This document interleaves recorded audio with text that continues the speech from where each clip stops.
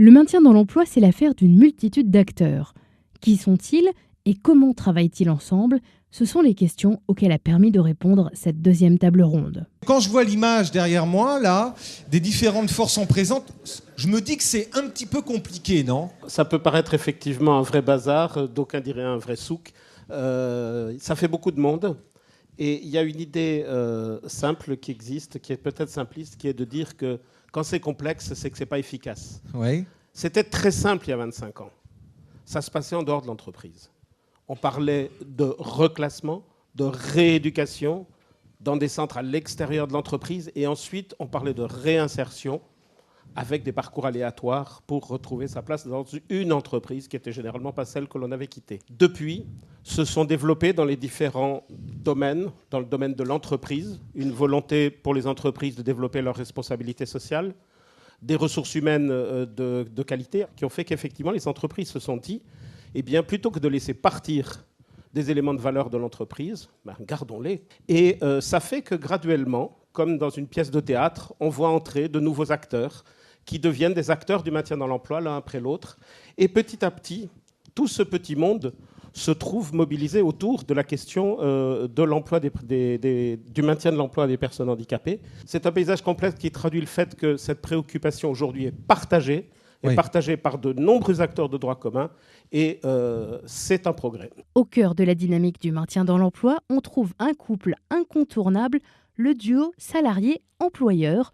Mais un troisième acteur vient également jouer un rôle clé, le médecin du travail. Vous avez le couple légal, le salarié, l'employeur.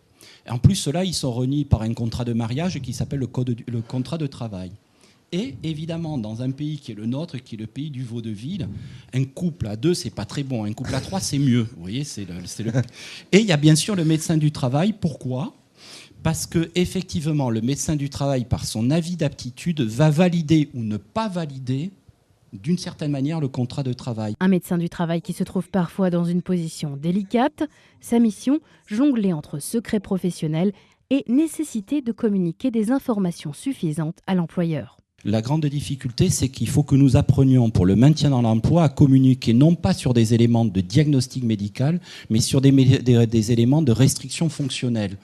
Strictement, le travail impose ça et ça. Est-ce que la personne peut faire ça et ça? Et ce discours, il est difficilement entendu?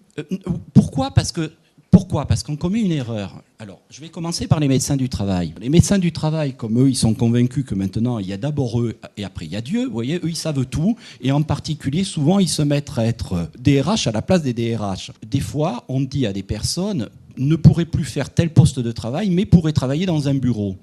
Et moi, j'ai des copains qui me disent « Mais attends, la personne ne parle pas le français, donc je ne peux pas mettre ça. » Ça, ce n'est pas ton problème.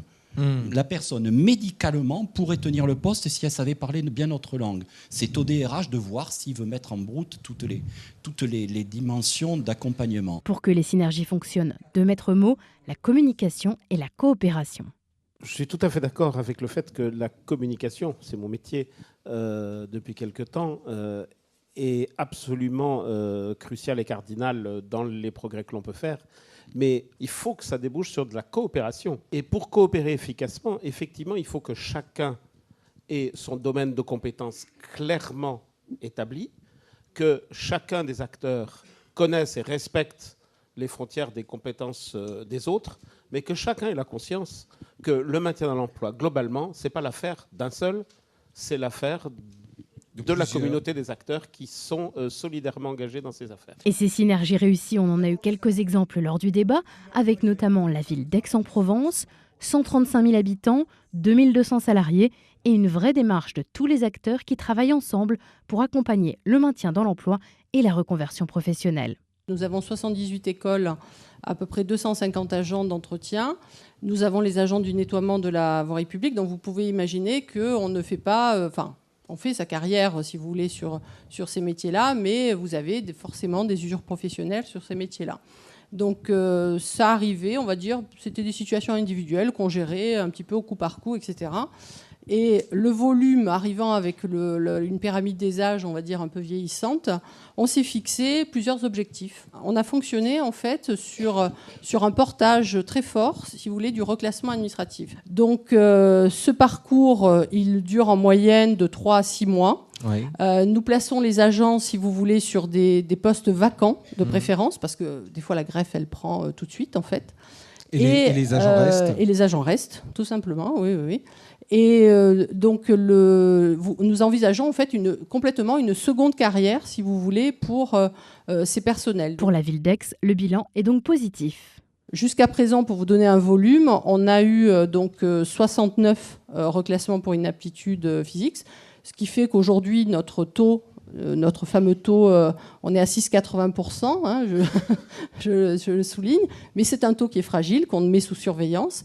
Et aujourd'hui, ce taux est composé à 35% par des reclassements pour inaptitude médicale. Autre exemple concret, celui du Crédit Agricole. Le groupe doit parfois composer entre différents acteurs, surtout lorsqu'il s'agit d'une filiale située hors de France. Donc nous, on est une filiale avec des implantations partout, en Espagne, en Angleterre, en Allemagne, en Italie, on a partout des filiales. Et là, j'ai un cas concret, donc le mois dernier, c'est une collaboratrice qui est mutée à Londres.